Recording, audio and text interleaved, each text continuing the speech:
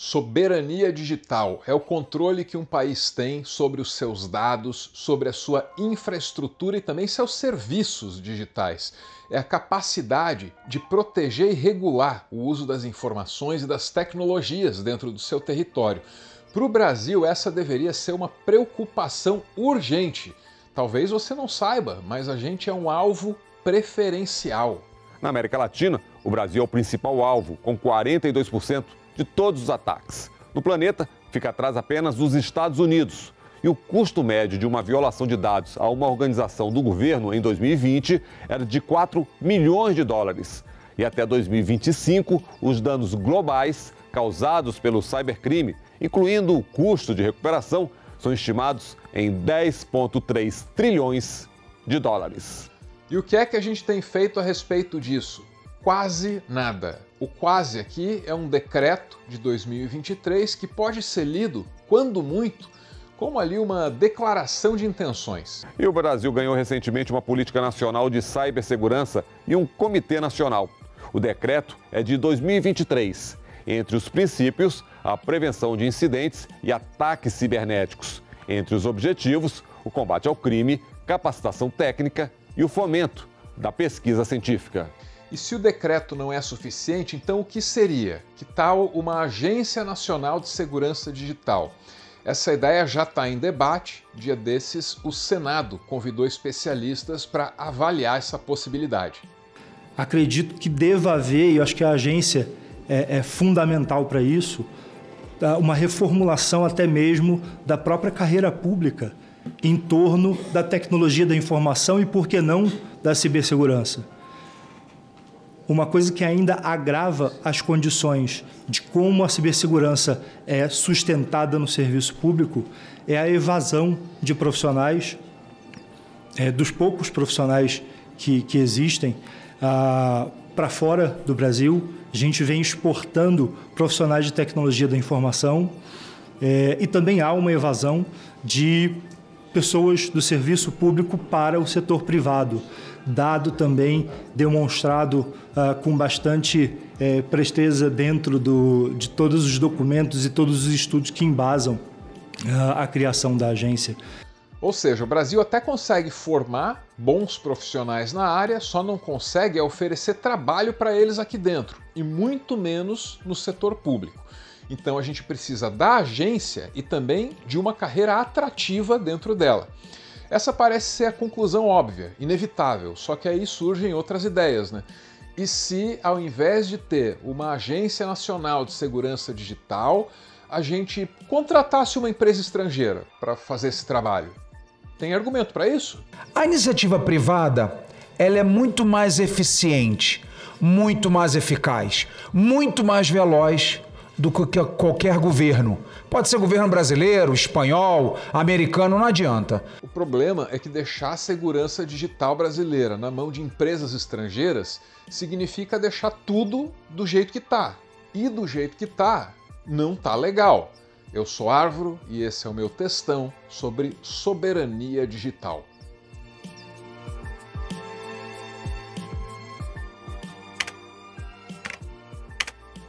Em 19 de julho de 2024, a temida tela azul do Windows fez uma aparição em 8 ou 9 milhões de dispositivos pelo mundo.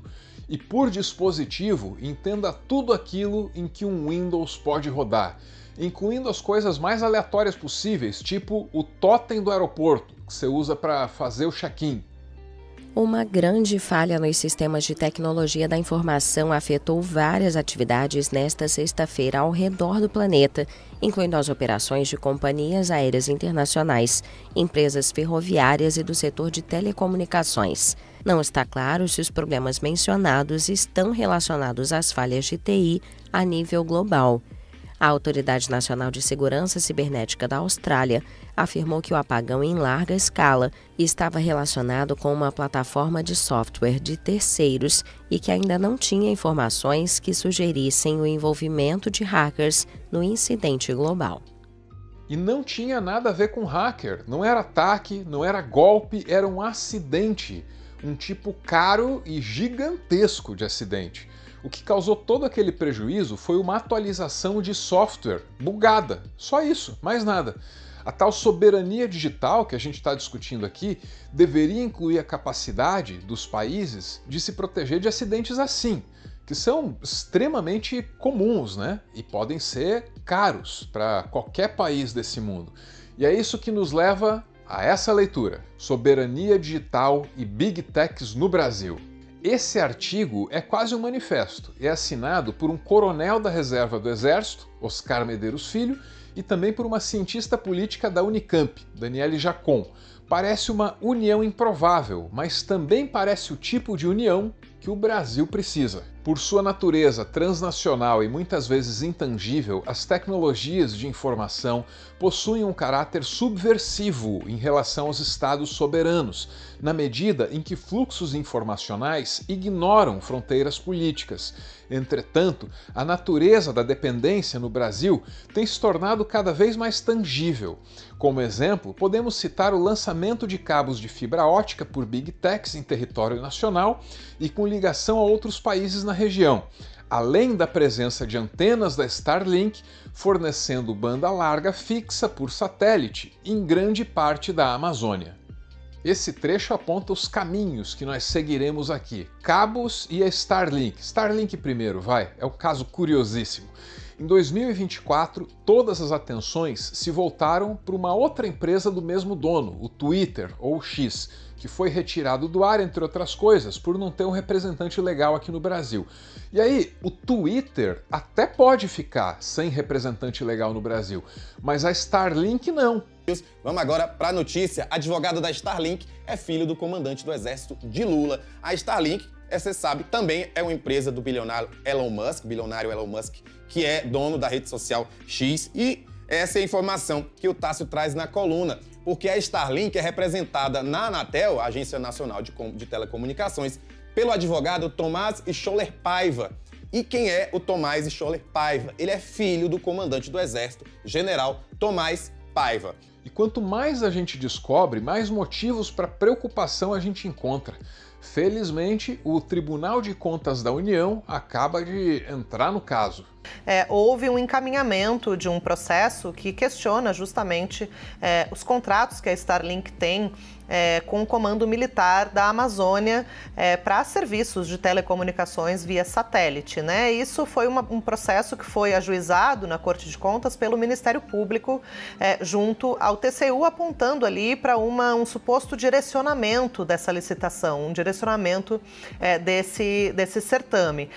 E isso chamou a atenção do Ministério Público porque o edital de contratação trazia questões muito específicas e que apenas a Starlink poderia cumprir. Então, houve essa suspeita de que pode ter havido, né, algum tipo de direcionamento ou, na verdade, um prejuízo à competitividade da licitação. Então, isso está sob apuração. Houve um encaminhamento para a Auditoria de Contratações do TCU, que é uma unidade técnica especializada em contratos públicos. É tudo muito esquisito, né? Primeiro que o contratante é o pai e quem responde pela contratada é o filho.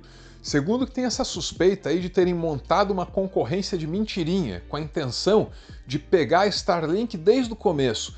E terceiro, que o Exército Brasileiro, encarregado de manter o controle do Brasil sobre as mais remotas regiões da Amazônia, está usando serviços fornecidos justamente pelo tipo de capital transnacional que mais tem interesse naquela região. O governo foi pego de surpresa com o filho do comandante do Exército como representante da Starlink. Esse é o cafezinho dando um tom de mistério e conspiração para essa história. O Palácio do Planalto foi surpreendido pela revelação de que Tomás Paiva, filho do comandante do Exército, o general Tomás Paiva, é representante da Starlink no Brasil. Segundo a apuração dessa coluna, até ministros próximos ao presidente Lula desconheciam essa ligação. Uma fonte do governo, ouvida pela coluna, confirmou que a informação não era de conhecimento geral do Planalto. Não sabia, afirmou, acrescentando que não tem o que fazer. Esse último par de aspas aí é o mais complicado e preocupante, né? Não tem o que fazer. E para ajudar, o Exército também não se pronuncia a respeito, não se explica, não presta satisfação para ninguém. É uma situação muito incômoda porque fica parecendo que quem deveria proteger os interesses do Brasil está se alinhando aos interesses do capital transnacional. E esse capital, ele já levaria vantagem de qualquer jeito. Isso é o que a gente vai descobrir na sequência, ao falar dos cabos submarinos, uma parte importante da estrutura física que traz a internet até a gente. Próximo segmento. Antes disso, a mensagem de quem traz esse vídeo até você.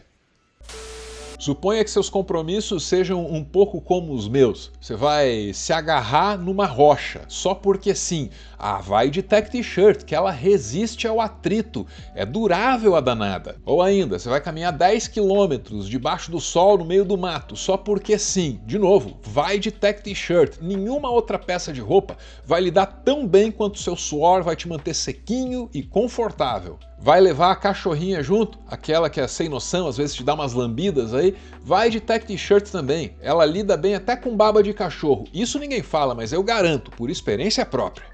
A minha M, na loja você encontra do P ao XXGG. Foi passear na loja? Leva o nosso cupom Meteoro15. Logo de cara, 15% de desconto, mas tem mais.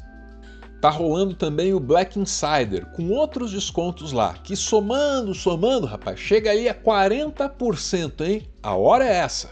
Dá uma olhada lá na variedade e na qualidade dos produtos que você vai encontrar na loja. Põe aí um pouco de funcionalidade no seu guarda-roupa básico, que você vai ficar impressionado. Nem precisa me agradecer depois. Insider, valeu pela parceria. As chamadas Big Techs, que dominam o conteúdo que você consome, estão entrando com tudo num outro negócio.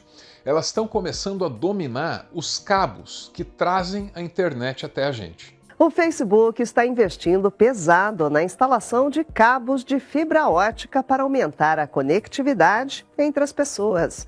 Um sistema submarino entre os Estados Unidos e a Europa deve conectar mais de 1 bilhão de usuários.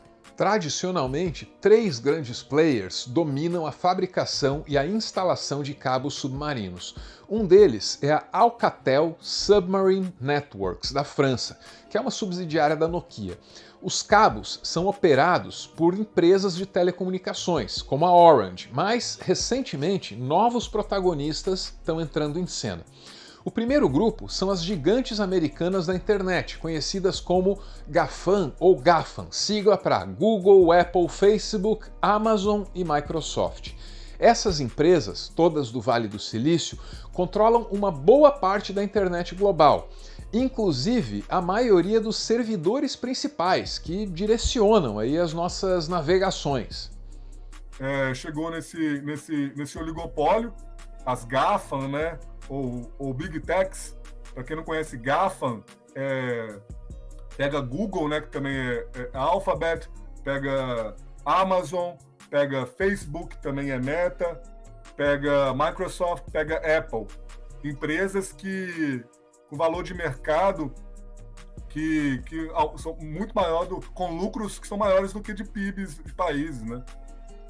Pois é, as GAFAM, elas têm quase tudo, mas elas querem mais, querem expandir sua influência e controlar não apenas o conteúdo, mas também a infraestrutura da internet. Em 2020, em parceria com a Orange, o Google lançou um novo cabo transatlântico e a Meta, que manda no Facebook, fez o mesmo com um cabo de 6.800 quilômetros, em conjunto com a Orange e a Vodafone.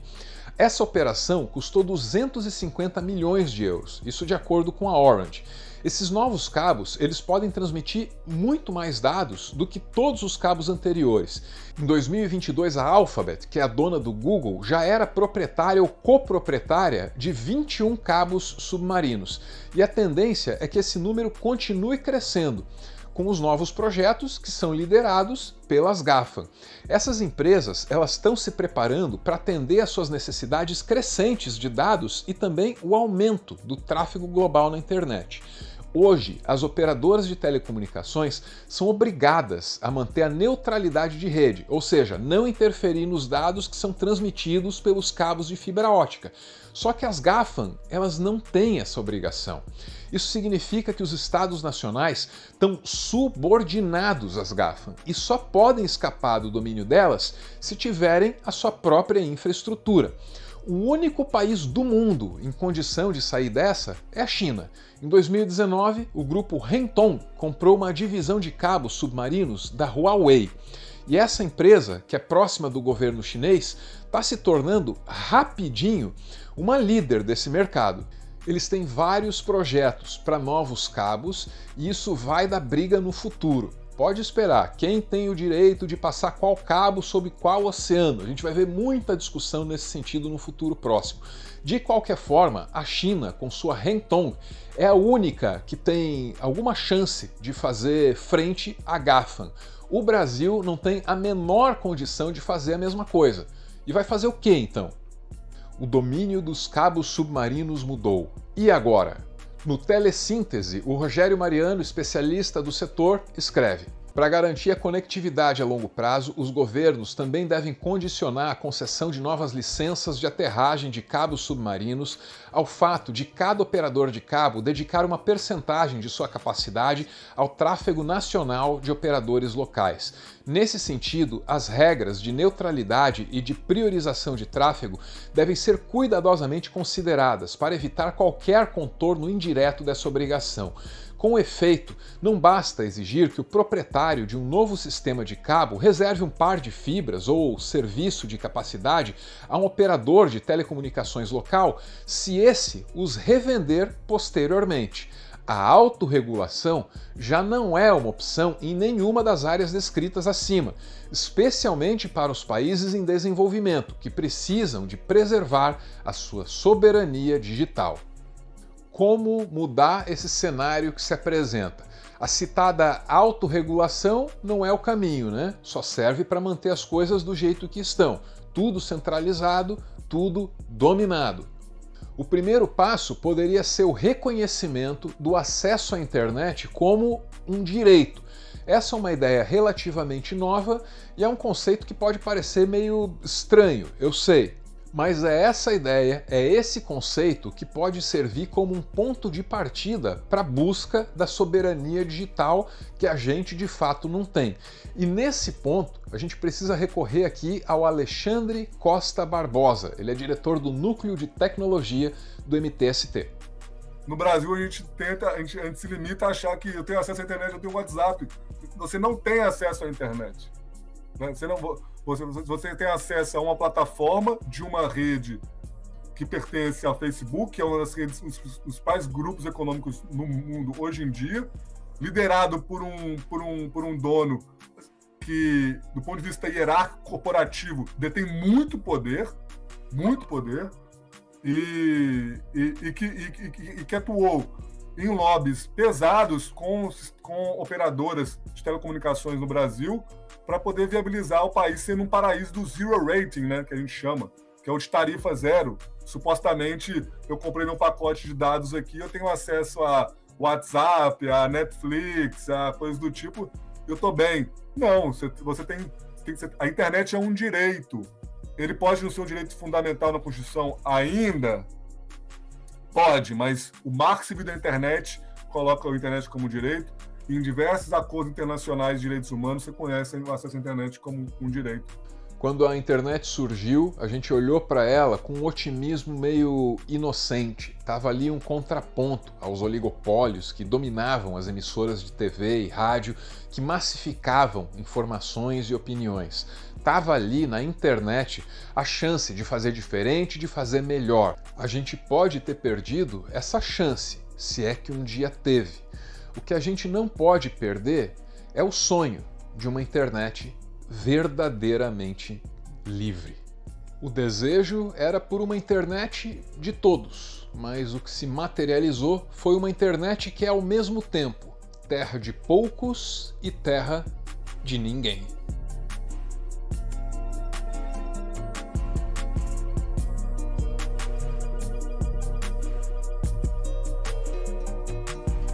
O Meteoro TXT encerra com uma citação. A de hoje é a de Vladimir Putin, numa série de entrevistas que ele concede para o Oliver Stone, lá pelas tantas.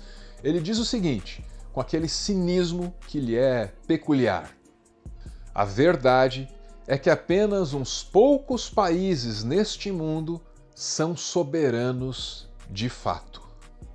Muito obrigado por ver esse vídeo até o final. Se você viu até aqui, aceite o meu agradecimento e também o meu convite. Tá aí, ó, youtube.com/arvro. É o meu novo canal, tô fazendo vídeos nesse formato aqui e, claro, inserindo uma ou outra história pessoal, tratando de temas diferentes também, que nem sempre podem aparecer aqui no Meteoro. Valeu, gente! Muito obrigado!